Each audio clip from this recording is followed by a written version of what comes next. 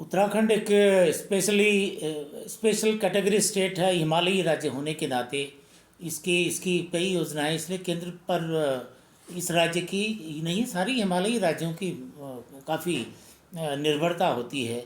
तो north east के लिए तो अलग सा बजट आता है हिमालयन स्टेट्स में। बीच में रह जाते हैं उत्तराखंड, हिमाचल प्रदेश और जम्मू कश्मीर।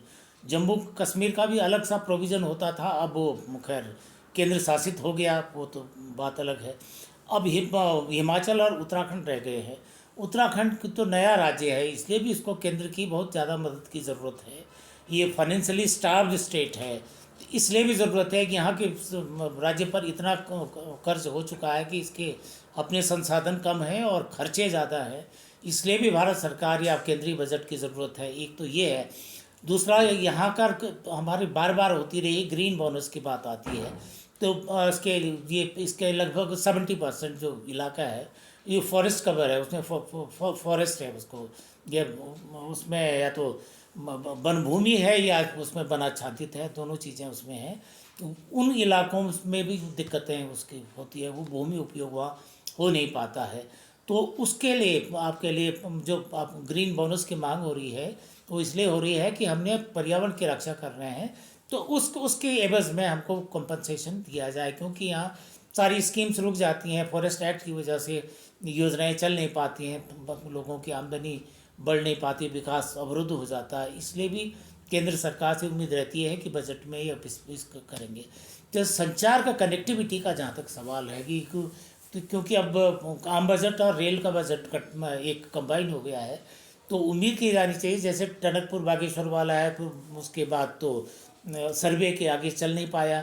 सब इसका रेलवे का बात तो हो तो रही है, रेल की तो चल रहा, ये कर्णप्रयाग ऋषिकेश वाला तो चल रहा है, लेकिन उसके लिए जल्दबाजी में इतनी ज़्यादा ब्लास्टिंग हो रही है कि वो कई गांव खतरे में पड़ गए हैं। उसकी वजह से सारा सिस्टम ही जो इको सिस्टम सारा इन्वायरमेंटली सारा डिस्टर्बेंस वहाँ पर हो चुका है।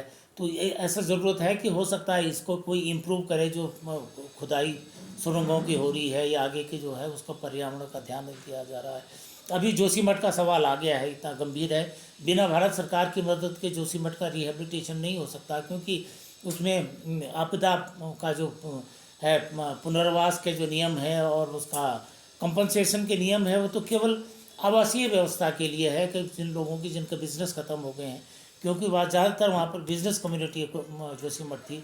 उसके लिए क्या होगा, तो कई सारी चीज़ें हैं जो उत्तराखंड के आर्थिकी के लिए, यहाँ के इन्वायरमेंट के लिए और कनेक्टिविटी के लिए कई चीज़ें हैं। तो ऐसी उम्मीद की जानी चाहिए कि जब बोला है कि आपने कि भाई डबल इंजन की सरकार है, यहाँ से कोई दिक्कत नहीं होने वाली, तो उम्मीद की जानी चाहिए कि जो बजट आ रहा है, केंद्रीय बजट आ रहा है, उसमें उत्तराखंड जैसी विशेष श्रेणी के राज्यों का विशेष ध्यान रखा जाएगा। आपने नॉर्थ ईस्ट के नॉर्थ ईस्ट के वाले पॉलिसी जो चली थी, जो पूर्वोत्तर के राज्य हैं, 6-7 राज्य, 7 सिस्टर्स जिसको कहा जाता था कभी, उनकी तरह ही उत्तराखंड के साथ भी व्यवहार किया जाएगा, ऐसी हमें उम्मीद करनी चाहिए।